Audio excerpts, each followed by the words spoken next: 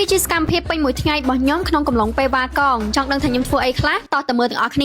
ាផឹកឡើងម៉ោងជិត 7 ព្រឹកខ្ញុំក៏បានរៀបចំខ្លួនតែអត់ទាន់បានញ៉ាំបាយទេគឺធ្វើដំណើរទៅសាលារៀនគួរនៅជិតផ្ទះសាលាដែលខ្ញុំរៀនគួររងថ្ងៃហ្នឹងខ្ញុំជឿជាក់ថាបងប្អូនមួយចំនួនដែលគាត់រៀននៅស៊ីសវត្តគាត់អាចនឹងស្គាល់ព្រោះនៅជិតគ្នាខ្លាំងមែនតើដើរតែម៉ឡង2 3ផ្លូវហ្នឹងគឺដល់ហើយផឹកនេះយើងរៀនចំនួន5មុខតែម៉ោងទី1ហ្នឹងគឺម៉ោងរូបវិទ្យានឹងឯងខ្ញុំទៅរៀនដល់ច្បាប់ទី1 thermodynamics ទេចឹងឈៀលសបាយអត់សម្រុកអត់បខំពេកទេបន្ទាប់មកគាត់ក៏បានដាក់កិច្ចការប្រចាំអាទិត្យឲ្យយើងស្វ័យសិក្សារៀនធ្វើដោយខ្លួនឯងហើយប្រហែលជាញ៉ៃស្អែកឬក៏ខាន់ស្អែកគាត់ប្រមូលហើយ1ម៉ោងនេះរូបវិទ្យាក៏បានចប់បន្ទាប់មកខ្ញុំក៏បានចុះទៅក្រោមដើម្បីជិះចេញទៅរកអីញ៉ាំមីងខ្ញុំយកឡតស៊ុបមួយ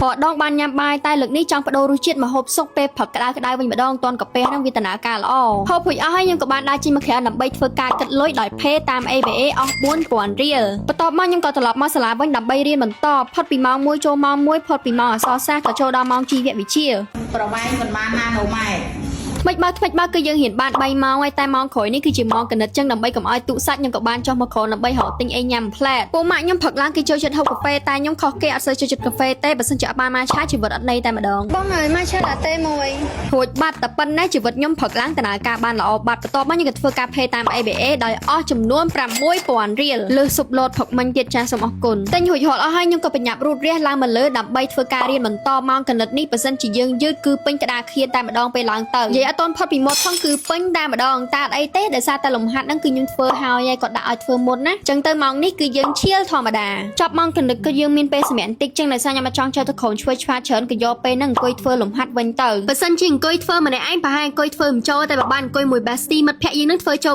24ម៉ោងចាសារទៅមិត្តភាពខ្ញុំជាមួយអ្នកខាងស្ដាប់ដៃហ្នឹងគឺ6ឆ្នាំហើយឆ្លុះត្រូវតែរហូតហ្នឹងសម្រាប់បានតិចគឺចូលដល់ម៉ោងចុងក្រោយគឺម៉ោងគីមីនឹងឯងនិយាយតាមត្រង់ទៅខ្ញុំដឹងសមត្ថភាពខ្លួនឯងខ្ញុំរៀងខ្សោយគីមីបន្តិចតែបើសិនជាដាក់លំហាត់មកគឺខ្ញុំអាចធ្វើបានរៀនឲ្យស្គាល់សមត្ថភាពខ្លួនឯងបងប្អូនយើងខ្សោយកន្លែងណាយើងពង្រឹងកន្លែងហ្នឹង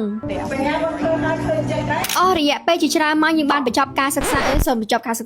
ចប់ការរៀនយើងមកព្រឹកហ្នឹងហើយពេលដែលត្រឡប់ទៅវិញហ្នឹងគឺអស់គុណប៉ាណាអត់ទិញម៉ូតូឲ្យកូនទេសុខចិត្តដប់កូននឹងភ្លៀងអញ្ចឹងគុណឪពុកធំធេងណាគាត់ចាស់ហើយប៉ុន្តែនៅតាមការពារខ្ញុំទៀតពេលមកដល់ផ្ទះវិញដោយសារតែខ្ញុំមានកិច្ចការទៅប្រហែលពីសាលាដូចជាលំហាត់រូបវិទ្យាអីហ្នឹងអញ្ចឹងខ្ញុំក៏អង្គុយធ្វើលំហាត់ឲ្យបានរយៈពេល 2-3 ម៉ោងសិនពីមុនចេះឆ្ងល់ថាមិនបានគេអាចរៀនបានរហូតដល់ 5-6 ម៉ោងបើខ្ញុំវិញអង្គុយតែ1ម៉ោង 2 ម៉ោងនេះចាប់ដើមធុញមកហើយហ្នឹងដល់ពេលដល់វេនខ្លួនឯងអញ្ចឹងមិនដឹងប្រឹងម៉ោង 4 ជាងបន្តិចខ្ញុំរៀបចំខ្លួនដើម្បីចេញទៅក្រៅរកទិញអីផ្លែតថ្មនេះអីប៉ាម៉ាក់ខ្ញុំគាត់សម្រានថ្ងៃអីចឹងខ្ញុំមានពេលបន្តិចជិះកង់ទៅខ្លួនឯងហ្មងកុំឲ្យពិបាកគាត់សារខ្ញុំមកហ្នឹងគឺផ្សារសូយ៉ាម៉ដោយសារតែផ្ទះចិត្តនឹងស្រាប់នៅនេះអីវ៉ាន់ច្រើនហើយតម្លៃសមរម្យទៀតហើយអីវ៉ាន់ខ្ញុំរកហ្នឹងគឺដបទឹកមួយនឹងឯងទិញហើយខ្ញុំក៏យកវាទៅគិតលុយដោយផេតាម ABA QR អស់1រៀល.85បងទៅហើ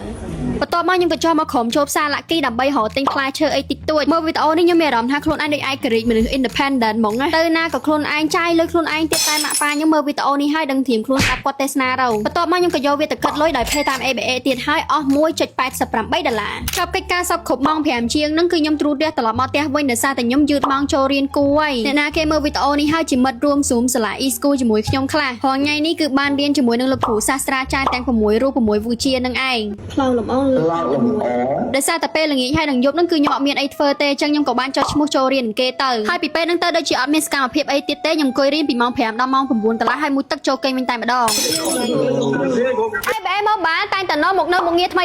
ដែលមានប្រយោជន៍សម្រាប់អ្នកប្រើប្រាស់ធ្វើឲ្យជីវិតប្រចាំថ្ងៃងាយស្រួលដែលលើសពីសេវាធនាគារធម្មតាហើយមុខងារថ្មីស្រឡាងដែលឆ្លាតវៃដែលមិនធ្លាប់មានពីមុនមកនោះគឺមុខងារវិភាគមុខងារនេះជាមុខងារដែលល្អសម្រាប់បងប្អូនគ្រប់គ្រងលុយកាក់តាមដានរាល់ការចំណាយចំណូលប្រចាំខែដែលមិនចាំបាច់កត់ក្នុងបញ្ជីហើយក៏មិនចាំបាច់ប្រើ app ច្រើនដើម្បីកត់ត្រាដែរហើយថែមទាំងមានមុខងារដែលជួយឲ្យបងប្អូនសម្រេចគោលដៅក្នុងការសន្សំប្រាក់របស់បងប្អូនថែមទៀតផងដើម្បីបើកមុខងារវិភាគគឺមានវិធីច្រើនយ៉ាងតែវិធីងាយស្រួលបំផុតនោះគឺបងប្អូនចុចប៊ូតុងវិភាគនៅលើផ្ទាំងវិចិត្រគណនីគោលឬចូលទៅគណនីរបស់យើងហើយចុចប៊ូតុងវិភាគក៏បានដែរពេលបើកមុខងារនេះដំបូងយើងនឹងឃើញតារាងចំណាយប្រចាំខែរបស់យើងដែលបានដាក់នៅតាមប្រភេទចំណាយដោយស្វ័យប្រវត្តិយើងអាចចុចនៅលើខែណាមួយដើម្បីឃើញចំណាយចំណូលពេញលេញរបស់យើងដូច្នេះបងប្អូនមិនបារម្ភថាខ្លាចបាត់លុយទៅណាទេរាល់ការចំណាយរបស់បងប្អូន ABA នឹងធ្វើការកត់ទុកទៅតាមផ្នែកនៃស្វ័យប្រវត្តិតែម្ដងអ្វីដែលកាន់តែពិសេសនោះគឺពាក់ព័ន្ធជាមួយនឹងការសន្សំលុយដូចខ្ញុំអញ្ចឹងបើសិនមកខ្ញុំអត់បានកំណត់ទេគឺខ្ញុំចាដឹងខ្លួនហ្មងដូច្នេះនៅក្នុងមុខងារវិភាគនេះគឺអាចឲ្យបងប្អូនធ្វើការកំណត់បាច់ឬក៏ហៅថាការចំណាយប្រចាំខែរបស់បងប្អូនបានហើយអាចជួយឲ្យបងប្អូនសម្រេចគោលដៅសន្សំលុយបានទៀតផងហើយការជួយរបស់គេនេះគឺជាការកំណត់កូដពណ៌នៅលើអេក្រង់ពណ៌បៃតងគឺបង្ហាញថាបងប្អូនចាយតាមការកំណត់ពណ៌ទឹកខូចដាស់តឿនឲ្យយើងកាត់បន្ថយការចំណាយឯពណ៌ក្រហមវិញគឺមានន័យថាបងប្អូនបានចាយលើសកំណត់ហើយ